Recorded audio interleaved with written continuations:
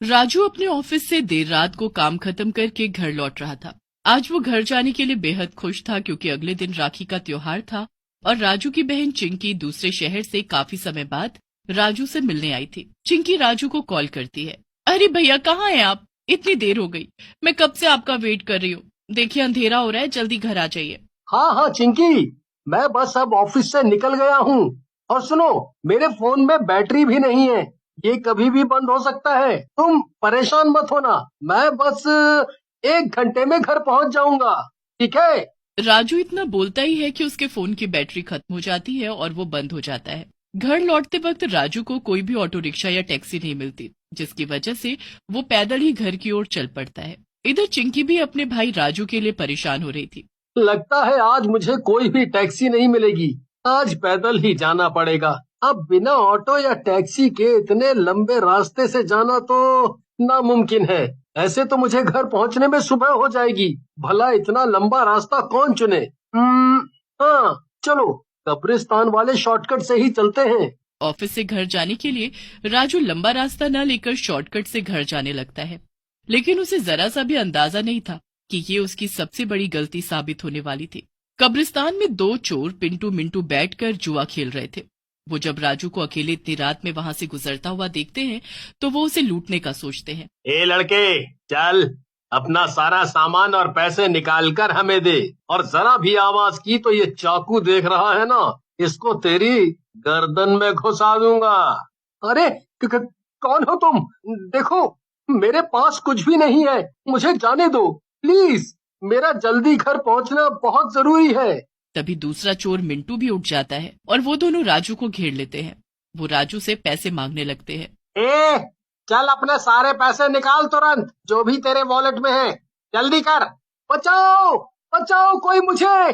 देखो, मेरी अकेली बहन मेरा घर पे इंतजार कर रही है, प्लीज प्लीज मुझे जाने दो। मगर दोनों चोर उसकी एक नहीं सुनते और उनके हाथापाई में राजू को चाकू लग जाता है और राजू की मौत हो जाती है। अरे रे, ये क्या किया मिंटू तुमने? खाली पीली इसको मार दिया। अब इसके पहले कोई आ जाए, इसकी लाश को ठिकाने लगाना पड़ेगा। दोनों राजू की लाश को वहीं झाड़ियों में डाल देते हैं और उसे छोड़कर चले जाते हैं। इधर राजू मरने के बाद एक भूत में बदल जाता है। वो वहीं अपनी दफन हुई लाश के पास बैठकर जोर जोर से रोने लगता है।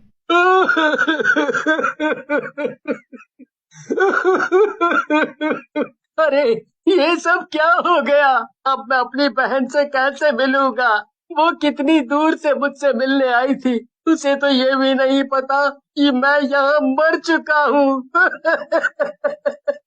इस तरह से राजू की आत्मा वहीं उसी कब्रिस्तान में इधर उधर भटकने लगती है। जब भी कोई कब्रिस्तान के पास से गुजरता, राजू मदद की गुहार लगाता, पर हर कोई राजू की डरावनी आवाज सुनकर डर जाता। एक आदमी कब्रिस्तान के पास से नशे की हालत में गुजर रहा था।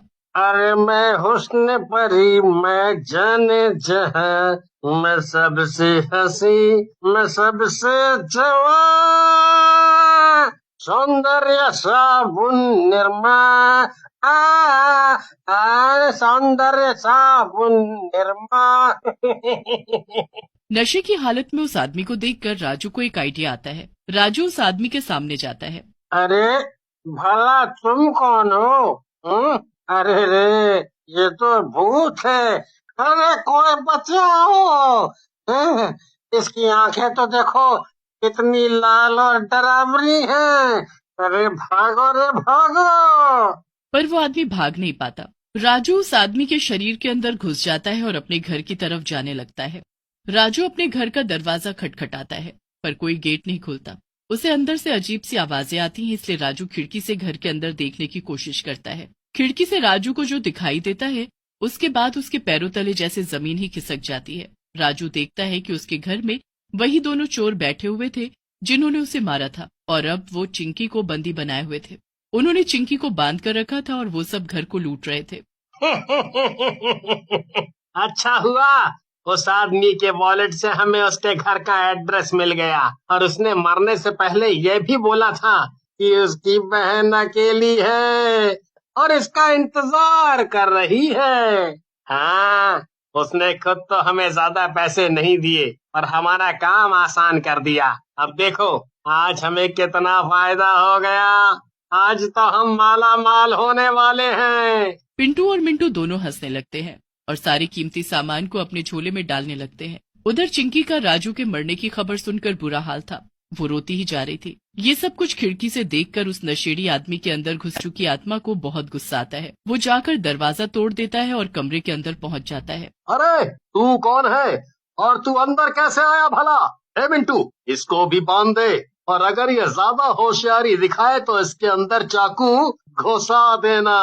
अरे पिंटू, जरा इस आदमी की आंखें तो देख, कितनी लाल है। ऐसा लग रहा है इसने बहुत पी रखी है। ओए, कौन है रे तू? चाल भाग यहाँ से, वरना अभी ऊपर का टिकट काट दूंगा तेरा। तभी राजू को गुस्सा आ जाता है और अपनी शक्तियों की मदद से वो मिंटू और पिंटू को हवा में उड़ाने लगता है और जमीन पर पटक देता है। अरे बचाओ, भूत भूत, ये तो कोई भूत है। अरे कोई बचाओ। अरे हमें क्यों मार रहा है रे भूत? भला हमने तेरा क्या बिगाड़ा है? क्या बिगाड़ा है?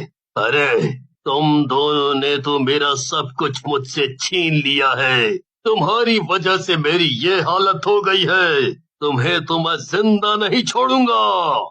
ये सब होता हुआ देखकर चिंकी को विश्वास ही नहीं होता और वो भी राजू से डरने लगती है। पिंटू मिंटू जैसे जमीन पर गिरते हैं वो दोनों वहां से डर के मारे भाग खड़े होते हैं।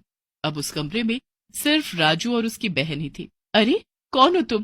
प्लीज प्लीज मुझे जाने दो, प्लीज मुझे छोड़ दो। देखो मैंने कुछ भी गलत नहीं किया है, प्लीज मुझे कुछ मत करना।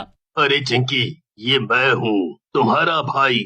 मैं इस आदमी के शरीर के अंदर घुसा हुआ हूँ। उन चोरों ने मुझे मार दिया और कब्रिस्तान में दफना दिया। मेरी आत्मा को शांति नहीं मिली क्योंकि मेरी आखिरी इच्छा अधूरी थी। ये सुनकर चिंकी के पैरों तले जमीन खिसक जाती है और वो बहुत रोती है और फिर अपने भाई को गले लगा लेती है। ये सब क्या हो गया भैया? मुझे बताइए कि आपकी आखिरी इच्छा क्या थी? मैं उसे जरूर पूरा करूंगी भैया। चिंकी, 12 बज चुके हैं और आज राखी का त्योहार है। मेरी आखिरी इच्छा यही थी।